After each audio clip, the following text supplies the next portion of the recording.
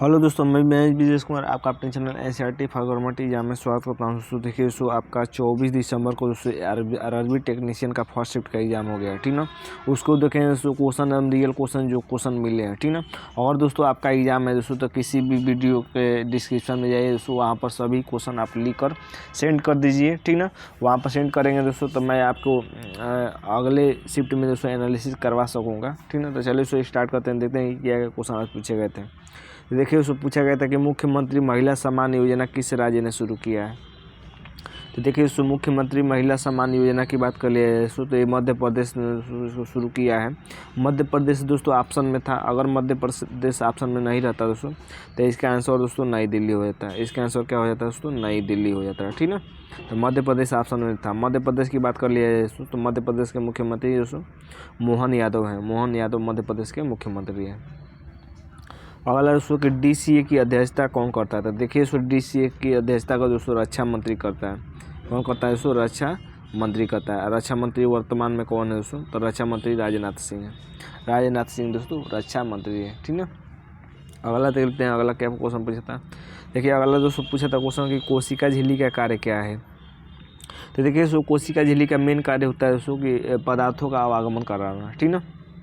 देख लेते हैं, कोशिका झिल्ली की रक्षा करती है दोस्तों और उन्हें व्यस्त करती है। आसपास के हिस्सों में अर्धपारगम्य झिल्ली होती है, चीज़ों का आदान प्रदान करती है, ठीक है। तो चीज़ों का आदान प्रदान करना यही इसका मेन कार्य है दोस्तों। कोशिका झिल्ली आया था दोस्तों, देखिए कोशिका वाल्व यानी सेल वाल्व के बारे में याद रखिएगा। कोशिका भित्ति सेल वाल्व किस में पाया जाता है दोस्तों, तो सेल वाल्व की बात कर लिया जाए तो सेल वाल्व दोस्तों पौधों में पाया जाता है। जंतु में सेल वाल्व नहीं पाया जाता है, ठीक ना, पौधों में पाया जाता है। अगला देखते हैं दोस्तों, देखिए अगला क्वेश्चन पूछा था कि तारों का टिमटिमाना किस कारण होता है। तो देखिए दोस्तों तारों का टिमटिमाना किस कारण होता है दोस्तों, तो ये प्रकाश के अपवर्तन के कारण होता है। तारों का टिमटिमाना कह लिया जाए, ठीक ना, या सूर्य का दोस्तों 2 मिनट पहले उगना कह लिया जाए, ये सब क्या होता है दोस्तों, प्रकाश के अपवर्तन के कारण दोस्तों होने वाली ये घटना होती है। अगला देखते हैं, देखिए तो अगला क्वेश्चन पूछा था कि बजट में डिफेंस यानी रक्षा कितना है। तो देखिए सो बजट में डिफेंस कितना दोस्तों पेश किया गया था। रक्षा मंत्रालय ने कितना रक्षा के में सहयोग दिया था दोस्तों, बजट में इसका कितना बात किया गया था। देखिए दोस्तों ये 6,21,541 करोड़ दोस्तों रक्षा पर दोस्तों खर्च किया गया है। अब बजट दोस्तों देखिए दोस्तों 23 तारीख को एग्जाम में पूछा था कि बजट को किसने पेश किया था दोस्तों, तो बजट को दोस्तों पेश किया था निर्मला सीतारमण ने। निर्मला सीतारमण ने दोस्तों इसको पेश किया था। लगातार दोस्तों 7 बार पेश कर चुकी हैं निर्मला सीतारमण। तो ये दोस्तों बजट, और बजट का अर्थ क्या होता है दोस्तों, तो याद रखिएगा कई बार एग्जाम में पूछा था। बजट का अर्थ होता है दोस्तों थैला। बजट का अर्थ क्या होता है दोस्तों, थैला होता है, ठीक है। अगला देखते हैं, अगला क्वेश्चन पूछा था कि तेल की हाइड्रोजनीकरण क्रिया में कौन सी उत्प्रेरक का प्रयोग किया जाता है। देखिए दोस्तों क्वेश्चन पूरा नहीं मिल पाया दोस्तों, लेकिन प्रीवियस ईयर में ऐसा ही क्वेश्चन पूछ चुका है, ठीक है। तो उम्मीद करते हैं दोस्तों कि यही क्वेश्चन पूछा था कि तेल की हाइड्रोजनीकरण क्रिया में किस उत्प्रेरक का प्रयोग किया जाता है। तो देखिए दोस्तों तेल की हाइड्रोजनीकरण क्रिया में निकिल उत्प्रेरक का प्रयोग किया जाता है, ठीक है। निकिल उत्प्रेरक का प्रयोग किया जाता है, तो ये इसका आंसर हो जाएगा। अगला देखते हैं, अगला है क्वेश्चन पूछा था कि उड़ीसा विधानसभा चुनाव किसने जीता था। देखिए उड़ीसा विधानसभा चुनाव हुआ था दोस्तों, तो इस पर 147 सीटों पर दोस्तों चुनाव हुआ था और बीजेडी ने दोस्तों 112 पर जीत लिया। बीजेडी ने, इसका आंसर हो जाएगा कि उड़ीसा विधानसभा चुनाव को दोस्तों किसने जीता, तो बीजेडी ने जीता है, ठीक ना। देखिए दोस्तों आपके कार्य समय से भी क्वेश्चन आ रहे हैं। कार्य समय से, तो कार्य समय जरूर पढ़कर जाइए दोस्तों। आपका चक्रवृद्धि ब्याज से दोस्तों क्वेश्चन पूछे जा रहे हैं, चक्रवृद्धि ब्याज से। और एवरेज मतलब औसत से दोस्तों पूछे जा रहे हैं, एवरेज औसत से। और मेंसुरेशन में दोस्तों बैलेंस से क्वेश्चन पूछे जा रहे हैं। मेंसुरेशन में आपका बैलेंस से क्वेश्चन पूछे जा रहे हैं, ठीक ना। तो इसको आप जरूर देख लीजिए दोस्तों, ये क्वेश्चन आ रहे हैं तो ये छोड़ कर मत जाइए। एनालिसिस का मतलब यही होता है दोस्तों कि जैसा पूछ रहा है दोस्तों उसका वैसा ही रिवीजन करके जाइए और एकदम करके आइए, ठीक है। पूछा था कि कौन सा अपना जीव लिंग परिवर्तन कर सकता है। तो देखिए दोस्तों कौन सा जीव है जो अपना लिंग परिवर्तन कर सकता है दोस्तों, तो ये भी प्रीवियस ईयर है। ये आंसर हो जाएगा दोस्तों घोंघा। घोंघा दोस्तों अपना लिंग परिवर्तन कर सकता है दोस्तों। अमीबा के बारे में याद रखिएगा दोस्तों, अमीबा अपना द्विविखंडन के द्वारा दोस्तों प्रजनन करता है। किस विखंडन के द्वारा, द्विविखंडन के द्वारा, क्योंकि ये पूछ चुका है प्रीवियस ईयर है, पूछ सकता है आने वाले सेट में।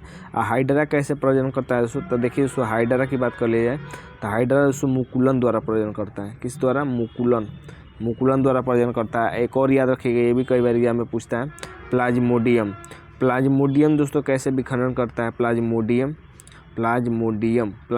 दोस्तों ये करता है दोस्तों बहुविखंडन द्वारा दोस्तों प्रजनन करता है। याद रखिएगा, महत्वपूर्ण है, ये कई बार एग्जाम में पूछता है दोस्तों, इसीलिए बता रहा हूँ। आएगा तो आप छोड़िएगा नहीं, ठीक है, आएगा तो आप छोड़िएगा नहीं एकदम। अगला देखिए क्वेश्चन पूछा था कि यूनेस्को की विश्व धरोहर समिति में कहाँ पर हुई? तो देखिए दोस्तों यूनेस्को का जो विश्व धरोहर सम्मेलन हुआ था दोस्तों, तो कहाँ पर हुआ था दोस्तों? तो ये नई दिल्ली में हुआ था, ठीक है, नई दिल्ली में हुआ था। यूनेस्को के बारे में याद रखिएगा, ठीक है, यूनेस्को के बारे में याद रखिएगा। अगला देखते हैं, देखिए दाब का इकाई क्या था? देखिए दोस्तों दाब से संबंधित दोस्तों आपका 23 तारीख को दोस्तों फर्स्ट शिफ्ट में भी पूछा गया था, ठीक है, इस तरह पूछा था दोस्तों। दाब का सूत्र पूछा था, एक V=IR से पूछा था इस तरह कि अगर एक वोल्ट विभवांतर में 1 एम्पीयर धारा प्रवाहित की जाती है दोस्तों, तो प्रतिरोध का मान क्या होगा? इस तरह क्वेश्चन पूछा था कि प्रतिरोध का मान क्या होगा? तो प्रतिरोध का मान हो जाएगा दोस्तों R = V/I हो जाएगा, यानी 1 वोल्ट/1 एम्पीयर हो जाएगा। इस तरह ऑप्शन भी दिया था, जिसका 23 तारीख का एग्जाम होगा दोस्तों उसको मालूम होगा, ठीक है। एकदम रियल क्वेश्चन बताता हूँ दोस्तों, एकदम रियल क्वेश्चन जो आपके एकदम एग्जाम में पूछे जाते हैं, एकदम ऐसे ही क्वेश्चन प्रैक्टिस करके जाइए। तो दाब का इकाई पूछा था, क्या हो जाएगा दोस्तों?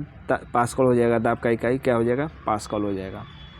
हाइड्रोलिक प्रेस के बारे में याद रखिएगा कि हाइड्रोलिक प्रेस किस सिद्धांत पर कार्य करती है दोस्तों? तो ये पास्कल के सिद्धांत पर ही कार्य करती है, ठीक है, हाइड्रोलिक प्रेस।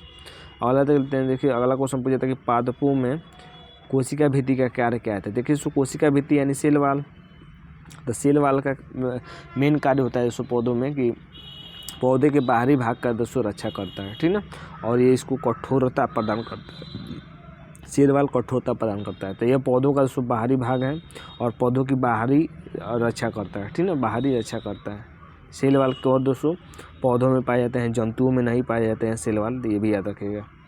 अगला देख लेते हैं दोस्तों, देखिए अगला क्वेश्चन पूछा था कि येलो चेस रैंकिंग में दूसरे भारतीय कौन है? तो देखिए दोस्तों येलो चेस रैंकिंग की बात कर ले दोस्तों, इसमें अर्जुन एरिगैसी दोस्तों दूसरे भारतीय हैं। पहले दोस्तों विश्वनाथन आनंद थे, ये रैंकिंग में फर्स्ट नंबर आने वाले पहले भारतीय की बात कर ले दोस्तों, तो विश्वनाथन आनंद थे, लेकिन दूसरे कौन है दोस्तों? तो अर्जुन एरिगैसी हैं। अगला देखिए सो क्वेश्चन पूछा था कि श्वेत प्रकाश का रंगों में विभाजन था। देखिए सो श्वेत प्रकाश जब दोस्तों प्रिज्म से गुजरता है दोस्तों तो 7 रंगों में विभाजित होता है, ठीक है, 7 रंगों में। इस क्रिया को दोस्तों विक्षेपण कहते हैं, वर्ण विक्षेपण कहते हैं। वर्ण विक्षेपण दोस्तों इस क्रिया को कहा जाता है, ये भी याद रखिएगा। तो यहाँ से क्वेश्चन पूछा था, ठीक है। अगला पूछा था कि ऐच्छिक पेशियों का कार्य क्या था। देखिए सो ऐच्छिक पेशी है उसे कहते हैं दोस्तों जो अपने कंट्रोल में नहीं होती है, अपनी इच्छा से कार्य करती है, ठीक है। तो जो अपनी इच्छा से दोस्तों कार्य करती हैं वो ऐच्छिक पेशियाँ कहलाती हैं। इसी तरह ऑप्शन बनाया था, ठीक है, कि ऐच्छिक पेशियों का कार्य क्या है। अगला देखिए अगला क्वेश्चन पूछा था कि दाब बढ़ाने पर कौन सी घटना होती है। देखिए सो ये भी प्रीवियस ईयर कि दाब बढ़ाने पर क्या होता है दोस्तों। तो देखिए सो अगर वेग बढ़ाएंगे दोस्तों, वेग मतलब ताप, अगर दोस्तों ताप बढ़ाएंगे तो वस्तु की वेग में दोस्तों वृद्धि हो जाएगी, ठीक ना। लेकिन दोस्तों दाब बढ़ाने पर दोस्तों वस्तु कह रहे हैं दोस्तों ध्वनि के वेग पर कोई प्रभाव नहीं पड़ता है।